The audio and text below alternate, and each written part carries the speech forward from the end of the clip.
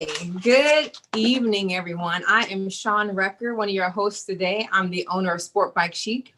And today we have with us Porsche Taylor and also Jessica Vincent. So I'm going to go ahead and let Jessica introduce herself.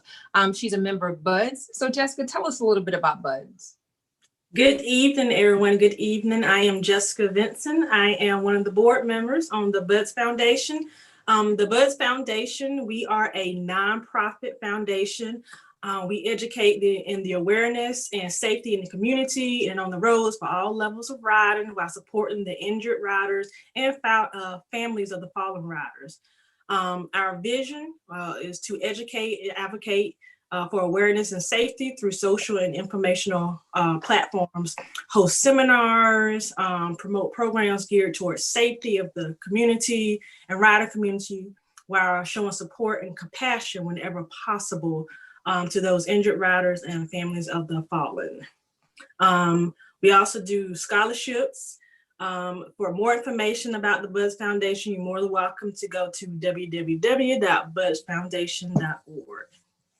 Excellent. Thank you so much. Now, just for those folks who are just joining in, we started this get to know series maybe 2 or 3 months ago in preparation for the Buds 10th annual virtual series. So this is the year of the COVID, right? So we're actually doing things a little bit differently. And we decided to do a more virtual event this year. But instead of actually stopping there, we decided to keep on with the Get to Know series because there are so many people that you get a chance to actually get to know virtually, whereas you may not get a chance to see them or talk to them this year. So today we have with us Porsche Taylor. Now you may know Porsche from Black Girls Ride, but Porsche has so much more to offer that we don't even realize. So Porsche, I'm going to go ahead and turn this over a little bit to you. Could you tell us a little bit about yourself? And of course, I usually ask people, what do you bring to the table? Hi, I'm happy to be here. Thank you so much for the opportunity.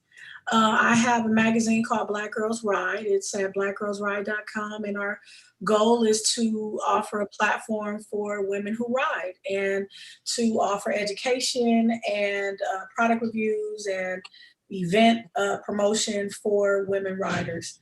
And I'm excited to be here and to be a part of the discussion today. Excellent, excellent. So we're going to start things off a little bit lighthearted. Tell us about your bike. What do you have?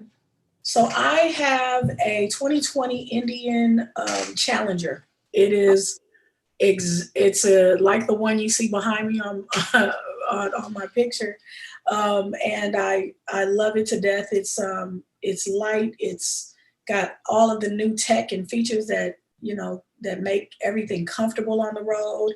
And I just really, really love this bike. So far, I've already put about 10,000 miles on it since I got it in May. So I'm excited to ride it. It sounds like you've been doing a lot of riding, 10,000 miles since May. That's pretty impressive. I will say that part. Yeah, it would have been more without COVID. I generally average somewhere between 20 and 25,000 miles annually with all the different events that we attend. Mm-hmm. But yeah, we most of those miles came from our ride to DC for the March on Washington this past August. And I really got to get a good feel for what the bike can do. It's got a lot of power because it's a liquid cooled engine, which means it's got more horsepower than a traditional V-twin. So that means it'll get you in and around traffic fairly easily, especially when you're trying to get around big trucks on these long highways. There's so many little nuances to the bike, and I did a beautiful custom paint job that I'm super proud of, that I think represents if my spirit and a machine kind of came together, it would be my bike Goldie. And so yeah, I'm in love with it. Awesome. I love it. I know Jessica was just admiring. She was like, oh my gosh, you have such a beautiful bike. Huh? Yes. If you do not follow Black Girls Ride on Instagram, follow them on Instagram. Her bike, it is awesome. That paint job, oh my goodness, it is lovely. Yeah, that's courtesy of Hollister Power Sports in Northern California. They did an absolutely fabulous job on the paint. I gave them my concept, what I wanted, the colors that I had in mind, and they turned it into a living work of art. Excellent. Well, I mean, apparently you did a phenomenal job on that one. So Jessica, thank you for for all that. So how did you actually get started riding? I started, excuse me, I started riding in 2003. I have a cousin who initially put me on the back of his bike, and I knew I liked the feeling of riding, but I also knew that I didn't like the feeling of being a passenger. Mm-hmm. So I kind of tabled the feeling, and then I was toying with the idea of getting a motorcycle or getting a big screen TV. I got a really good bonus check at the time. I was a marketing manager at Adidas, and I got a really good bonus check that year. And Mm-hmm. so we went to go see Biker Boys. And at the time, I mean, you know, it was a pretty cheesy movie. But what stood out to me, and this is why folks often say representation matters, what stood out to me was there were women in the movie riding their own bikes. They weren't on the back. They weren't, scenery. They were actually in charge of riding their own machines, and that gave me the idea that I could do it myself. I could ride a bike. So I took my bonus. I went and got my very first Ninja ZX6R. It was, I think, a 97. Mm-hmm. And from there, I just never looked back. I've been enjoying riding ever since. That Wow. is pretty impressive. A big screen TV or Right. motorcycle. Motorcycle, yeah. You know, imagine if I'd have got the TV. Who knows where I'd be right now. I wasn't ready. I just want you to know I was not ready for that. Yeah. So from the time you first started up until now, I mean, you've had a pretty stinking interesting path. Now, I say the whole piece about Black Girls Ride because obviously that's what you're most known for, right? But when it comes to the lifestyle, you know, there's one thing about saying, okay, I ride motorcycles, but sometimes you run across people that actually have this as their entire lifestyle. You know, you actually ride motorcycles. You have a Black Girls Ride magazine about motorcycles. You're actually involved in the motorcycle industry with the Polaris, with one of your most recent ventures. Can you tell us a little bit about that journey? Like, what in the world has happened over the past few years? Well, for me, it was just a matter of being consistent in the community and producing things for women and being a part of women's events and helping to further and promote women in motorcycling. You know, I love to ride. And so anytime someone asks me to be a part of something, I rarely say no because I love to ride that much. And, you know, I've been very blessed to have some great partnerships with Polaris and Indian Motorcycle and with Russ Brown Motorcycle Attorneys. And, you know, we do events all across the country annually. And Polaris they just created their new empowerment board, which is a board of women in power sports. And they ask us our opinion as it pertains to their product line and how they can be more of a service to women in power sports. And I just thought that was a very interesting and exciting way to look at marketing to women riders. So often female riders tend to be an afterthought. You know, they'll make a smaller bike and that'll be the one that they want to point to you and say, you know, if you walk in any dealership, 9 times out of 10, the sales guy will assume that the smaller bike is for you.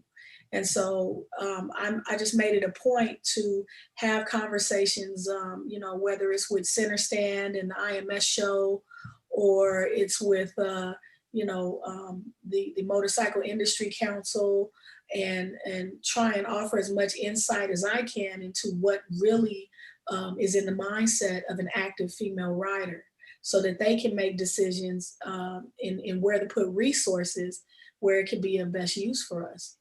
So, man, you know, I'm excited about all of these different opportunities, you know, and it's just been a blessing to be asked. Absolutely. So, and I think that's the part that's so impressive, because when you look at all the things that as far as women and how we've actually progressed over the years with so many more women riders, is really important to be able to have that that voice as a part of the council, as a part of people that are actually creating things for women. So I mean, to have that say, to have that voice, that's something that's actually really, really, really impactful for our women riders. But I will ask you this: why not, why not Black people ride, or why Black girls ride? What is the mission about women riders? Well, particularly in the motorcycle community, we had often, at least in the Los Angeles area, it's always been said that MC stands for Man's Club. Mhm. And women tend to be relegated to a background or a supporting role. And so with Black Girls Ride, I am unapologetically promoting Black women as riders and not as support staff, not as a auxiliary, not as a side, an afterthought. We are active members of this community with keys to our own bikes, and we deserve to have our opinions voiced and heard. And so not only were we missing amongst our own community, we were missing amongst the motorcycle industry. Mhm. And instead of complaining and saying, hey, how come you don't have Black girls in your magazine? I know there are Black women riders. I just said, you know what? I've got a degree from history at UCLA. I've got, a talent that includes graphic design and writing. And so why not? Why not be Essence Magazine meets Super Sport Bike and Mhm. create the content that showcases these women? And I'm excited after this is our 9th year, next year will be our 10th anniversary. We have effectively changed the face of what motorcycle riders look like in the industry. When I first started Black Girls Ride, I went to some of the OEM brands, and because I knew what it was going to be, because I knew what we were riding and I knew what we were doing in my community. So Mhm. I went to these brands and I was told that they didn't have budget for us. And so I said, okay, no problem. I'm going to build it. And you will see just how much budget you should be earmarking for us. Mhm. And those who get it get the benefit of the growth and the support of the movement. And those who don't, well, you're starting to see more inclusive motorcycle ads or motorcycle brand ambassadors from some of those same brands who said they didn't have the time of day for us when I first started. So I'm excited about that. I'm excited about being that change in the industry and doing it in a way that didn't alienate those OEM brands, but instead encourage them to reach out to us as a community, whether it's through me or another rider, but to understand that we are here. We deserve a piece of this of motorsports culture, and we're not going anywhere. So you need to deal with us. So that's what you're seeing after 10 years of writing articles and doing events and social media marketing and giving the platform to other riders to uplift them.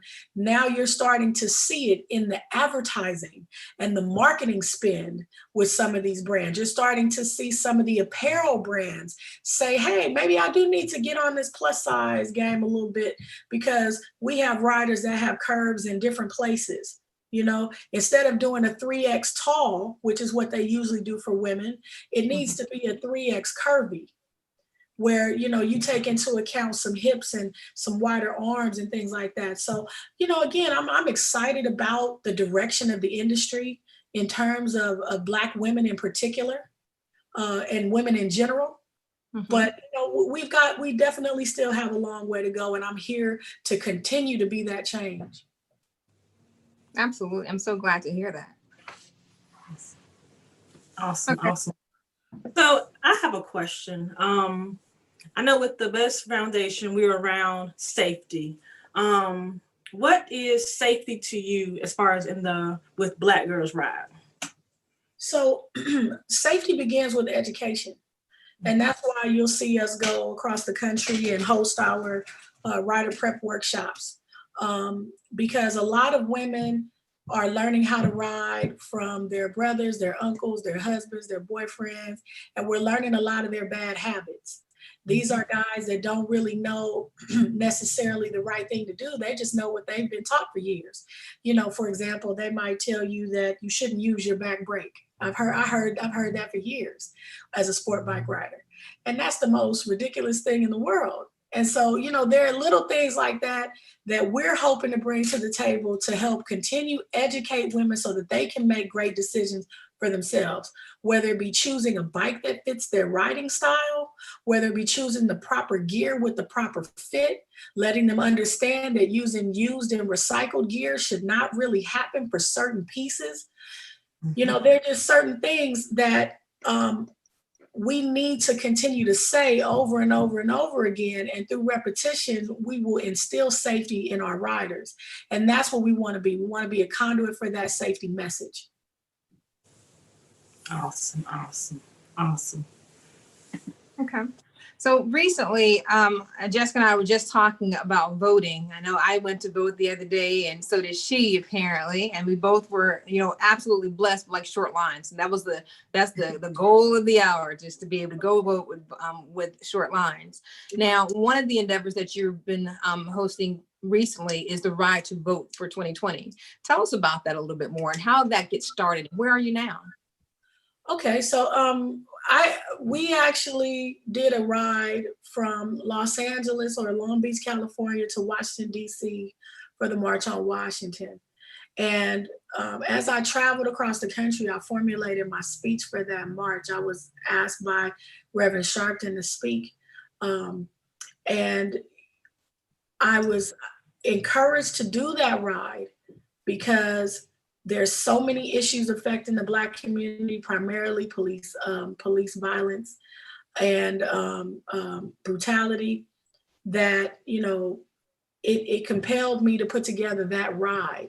So when I got on the road, I could see across the country as I hit every city, every state. You know, it's about 2,700 miles to Washington, D.C. So we covered quite a bit of land in the middle of the country. So we hit middle America. I could see where the support for the Trump campaign was very strong. And I wasn't seeing the same level of support from the Biden-Harris campaign.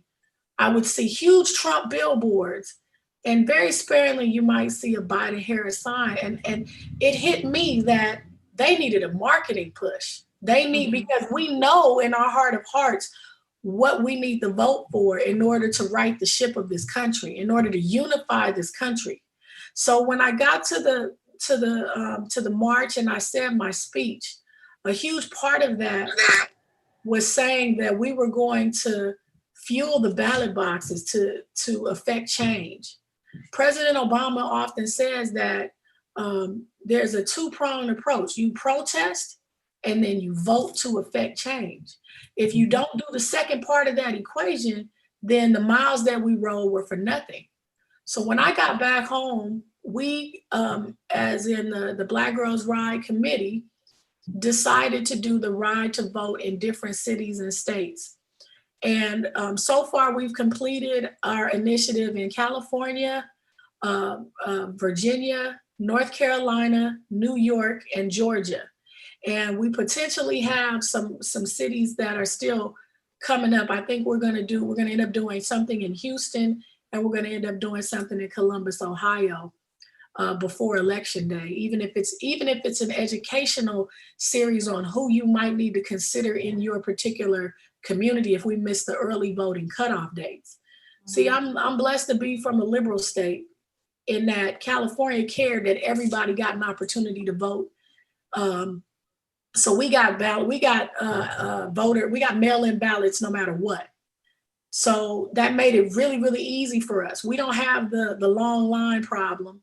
There are 400 ballot boxes in Southern California that we can vote at. And it's just something as simple as taking your ballot to the ballot box. You get tracking for your ballot. I've got a text message that said, "We received your vote and your vote will be counted." But unfortunately, in other states, voter suppression is very real. And so we recognized that early on, and we wanted to motivate our community to vote early. And regardless of the long lines, I mean, the long lines started weeks ago, but it's that kind of election that we are now on the precipice of losing civil rights that have already been fought for. Our civil rights are regressing. The Voting Rights Act has been gutted. It's just a matter of time. I'm seeing little by little every stride that President Obama made is being systematically rolled back.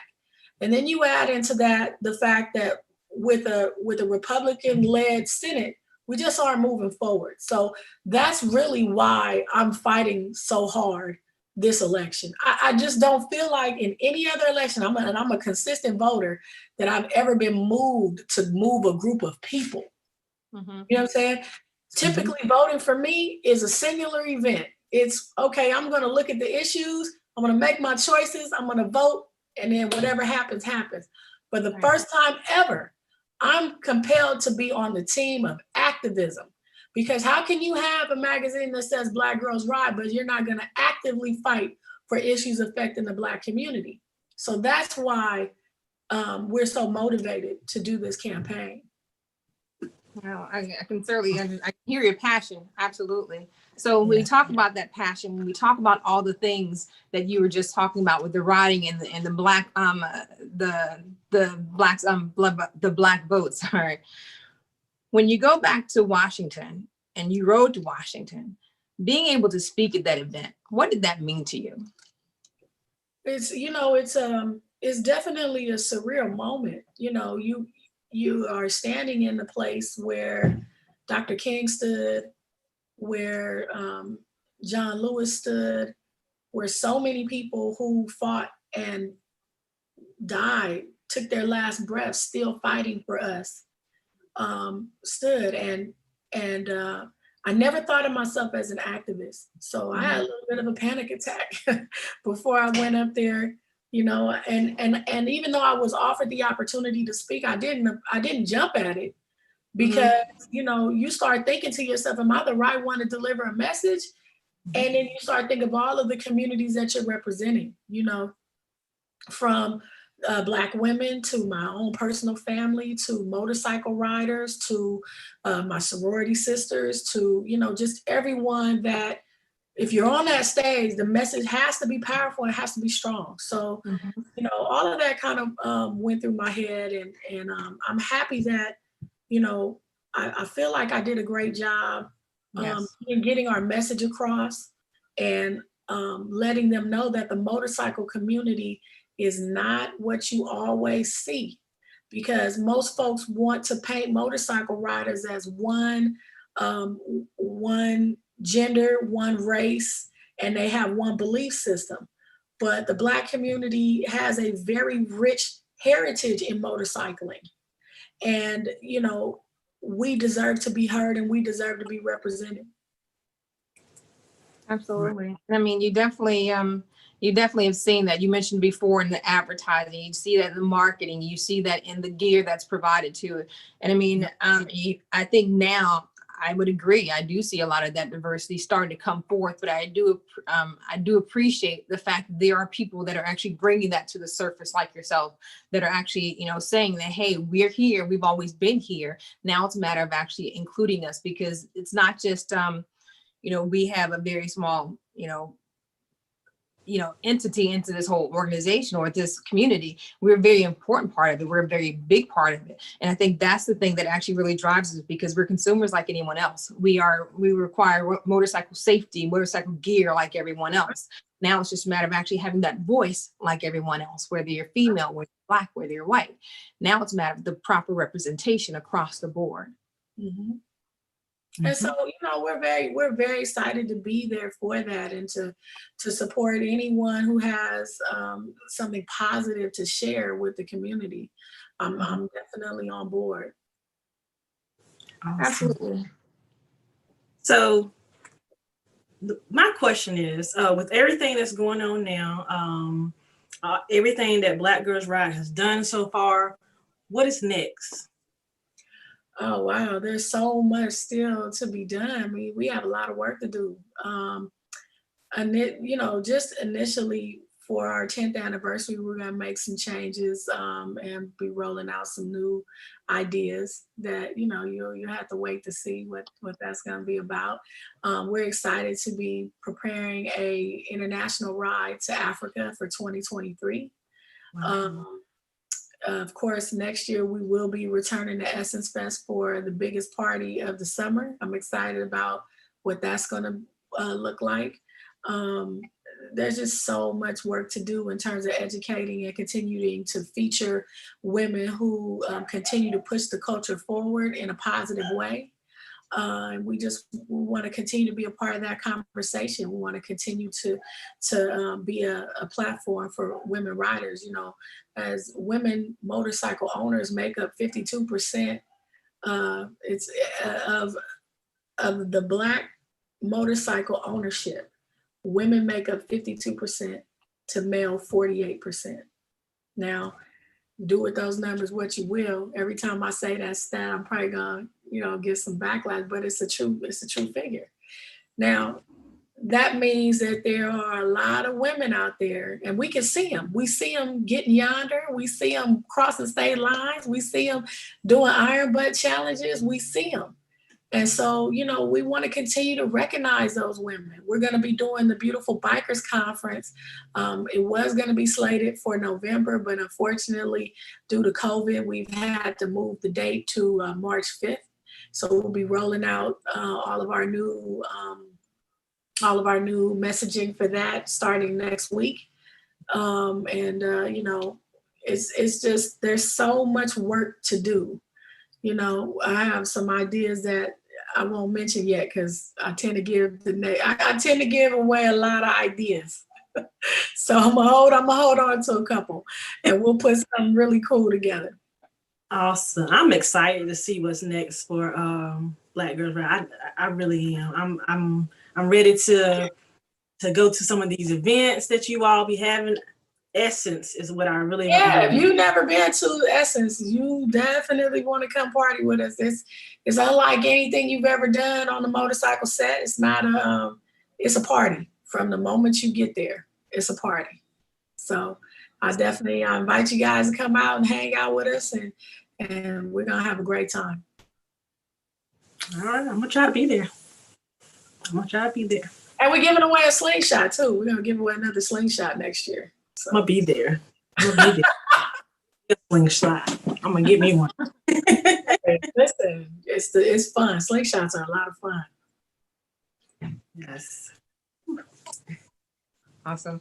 Now, one thing that you mentioned before was a staggering number that I think people are going to have to sit on and digest a little bit. In terms of that 52% are the women are women owned motorcycles. So obviously that's just the number of riders, right? Or at least the owners. We still have that's the number of owners now, because a man will correct you. Just because you own it don't mean you ride it. They get in their feelings. Now listen, it's not my fault, fellas. Get the credit. Do what you gotta do to get the bike in your name, and then maybe the number will shift. But the truth is 52% of owners are women, Black women. Okay? I'm gonna just leave it right there. Yeah. Let the backlash begin. Just sit that right there. Just right there. Well, we're not gonna let it sit there too long, because I will say, just because you own motorcycles, there are a whole bunch of people that actually ride on the back of motorcycles too. And there's still representation there, that still needs to be had. Just because you're not the actual rider doesn't mean that you're actually not a part of the motorcycle community in some way, shape, or form. So you still deserve some representation, even when it comes to gear or anything else, because you're putting your life in someone else's hand that does actually ride motorcycles. So I think that number, however we end up coming up with these numbers, whether it's 52%, of the Black community, whether it's 19% in the US community, whatever the case may be, the number is always going to be a little bit more, because I think a lot of times people are not including the passengers in that number, and it's a part of, they're part of it. So it's a really bigger story to tell for sure. So with that said, what else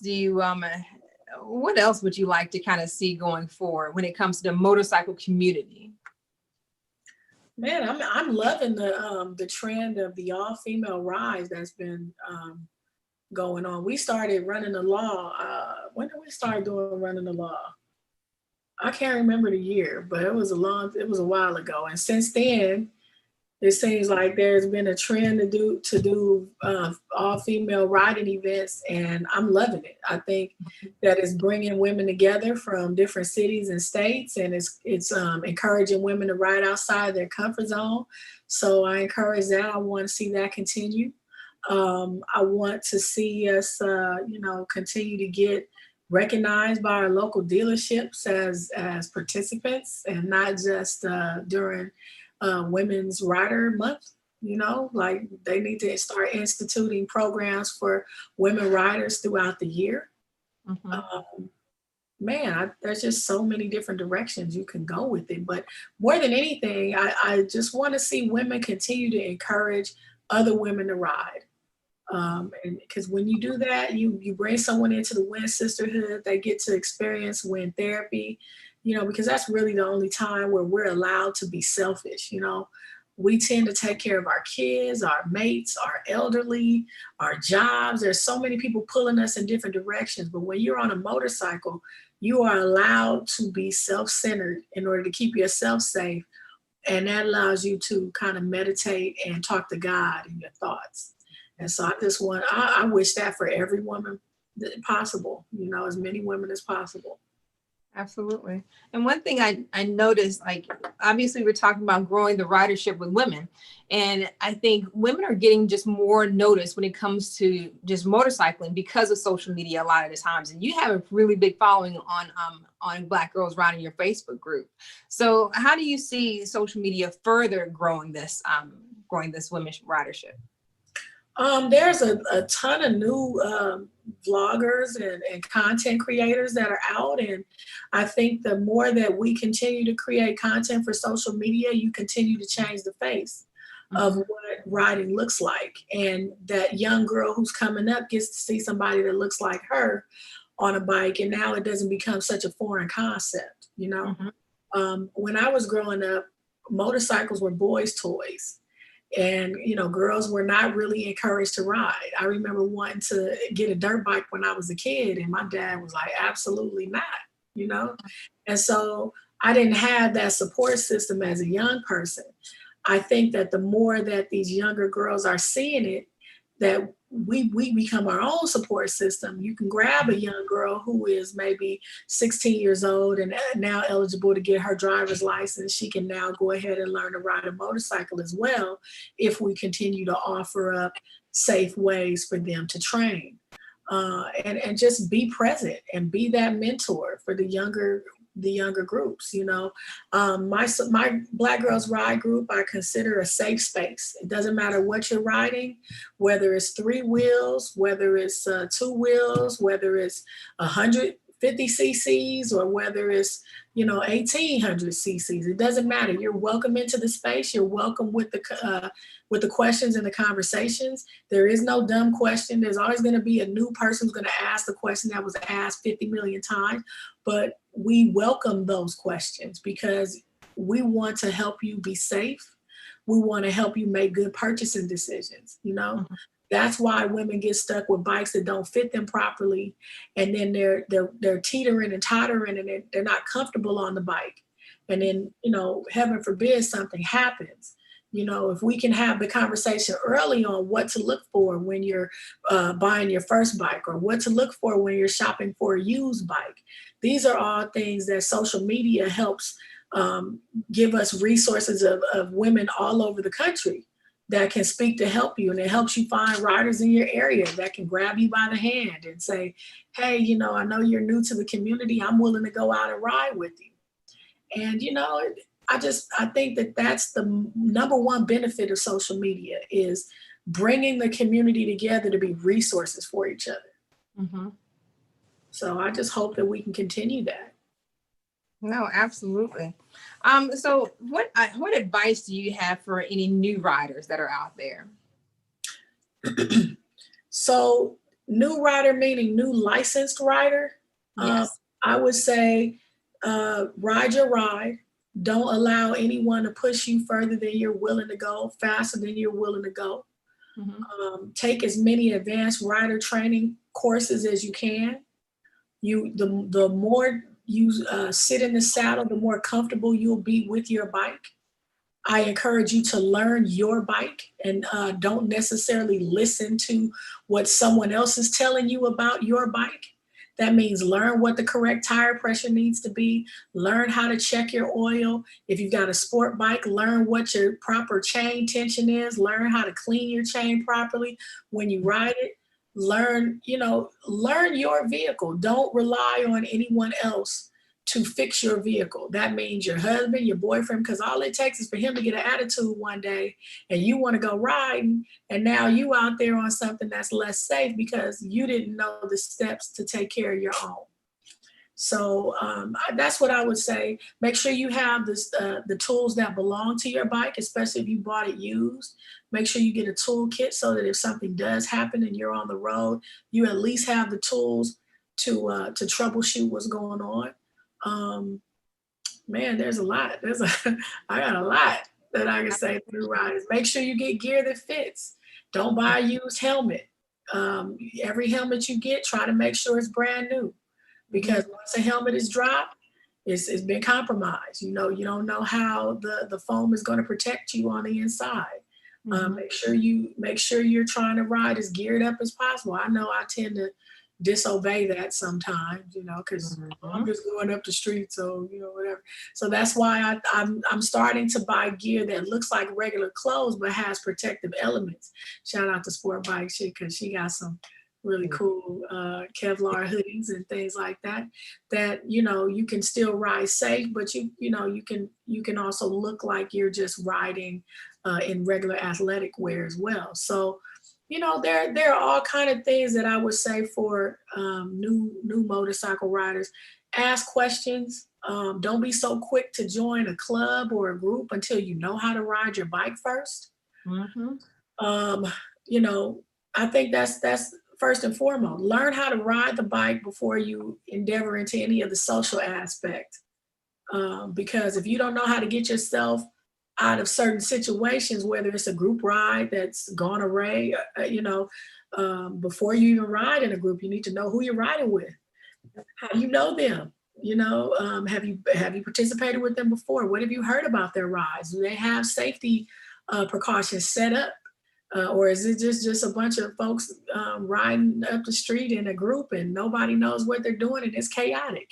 If that's what you're dealing with, make sure you stay at the back of those rides so you can kind of maneuver around the nonsense that may occur. But yeah, there's I could write a whole book. I should write a book. You should write a book. You may as well. I should. On things that new riders can expect, because when we came into this, we came in I don't know how long you ladies have been riding. But I got really lucky when I started riding. Even though my cousin was my inspiration to get a bike, he didn't really teach me how to ride it. I took the bike myself, and I happened upon a bike night one night in Hollywood. And, at the time I was living right up Sunset Boulevard, and there was a bike night about 7 miles from me. So I made it to the bike night, but I got there late. But there was a club that was there, and it had one Black female rider. Her name was Federal. And she took me by the hand, and she was like, I'm going to teach you how to ride this bike so you don't kill yourself. And she would take me after. I would beg her. Hey, what time do you get off work? I want to go ride. And she was always super receptive and patient with me. She took me riding on the streets of LA at dark because that's where there was less traffic. And, when you learn from a woman, when you learn how to ride from a woman, it's more nurturing. Men tend to be more aggressive. Hurry up, you got to keep up. I need you right here. Come on now. You riding too slow. You know what I'm saying? Women don't do that. Women will let you ride at your pace, and they will ride behind you so that they can understand what you need to work on. You see? And so, we need more female riding instructors as well. So, in all cities and states, I encourage you, if you are a veteran, to go ahead and get that instructor certificate, even if it's just to teach the people that even if you don't teach professionally, It's just to teach the people around your way, because I guarantee you're going to run up on that one young lady. And I just met one at a barbecue this last past weekend. So now I have to pay it forward. I feel obligated. She's new. She's riding on a 350, a Ninja 350. And I'm like, okay, this is God saying it's your turn. You got to get back to this young lady. She's never ridden on the freeway before. So now is a great time to teach her some good habits before she learns the wrong way. And, hopefully I can help her be safe on the road. Absolutely. So we're going to start to wind this down. And I'm going to tell you now, you have some really good advice, because I think learning how to ride, it's just one thing to actually own a motorcycle. But when you actually learn how to ride to your body style, to your size, to your weight and everything, and picking out that perfect bike that's just for you, it means the world, and really kind of nothing guarantees anything, but it really kind of gives you a better foundation for success. It really allows you to enjoy the ride a heck of a lot more than something that's big and awkward. And you're like, what in the world? How do I do all this? Oh no. Yeah. So great advice. Yeah, a lot. And, one last thing is to don't encourage someone to move you up in engine size before you're ready. A lot of people say, why are you riding that 350? You should have got a 600. Hold on. Hold on, Rossi. You ain't hitting the track all like that. You know what I'm saying? The truth is, a 350 is a pretty powerful bike. Yeah. Let me learn this, right? And then when I feel comfortable, I'll move up, And we do need to stop bike shaming as a community, because we do that a lot. If a person doesn't ride a certain brand, or I'm always going to be outside the norm, but if a person doesn't ride a certain brand or this or that, then you can't ride with us because you don't ride this or that. Knock it off. I'm going to ride whatever you pay for. If you put money on, then you can have a say so in my bike. Until then, I hear you. Look, everybody Harleys now, and everybody's, oh, you like to get a Harley? You gonna pay for it? Don't ask me about that. Look, don't ask me about that. All right. Jessica, any last questions that you may have? I don't. Okay. Well, I have one last one for you, Portia. I ask everyone this, and you are going to be no different with that one. What is your legacy? What do you want it to be? My legacy. Well, my legacy currently, I hope, is diversifying the face of motorsports in America. And I hope that eventually will transcend globally. We do have riders in countries overseas, and I can't wait to meet them in person and roll with them. And I think that I'd love that the legacy continues to be creating a safe space for women riders to get educated, and to meet and greet and meet new riding buddies, and to continue to promote and engage with positive role models in the motorcycling industry. Well, I think that actually sums it up really well. And I think you're going to be well on your way to meeting that legacy. So thank you for all that you're doing in the motorcycle community. Thank you for all that you're doing for the ladies in America and across the globe soon. I think whatever you're doing, all the things that you're involved with, giving that voice to people, giving that voice and that representation of women on all the different councils that you're part of and all the things that you're doing. I think those endeavors are absolutely essential to what's going to grow this motorcycling forward, especially when it comes down to women riders. So thank you for all that. Thank you, guys. Thank you so much for the opportunity. No, absolutely. Well, ladies, I'm going to let you have the rest of your night, but thank you so much for joining, Jessica. I expect to, see you at some of these events too. Just saying, this weekend. Oh, yes, you would definitely see me at some of these events. You definitely will. All right. Take care, ladies. Have a great one. All right. Thank you. Bye-bye.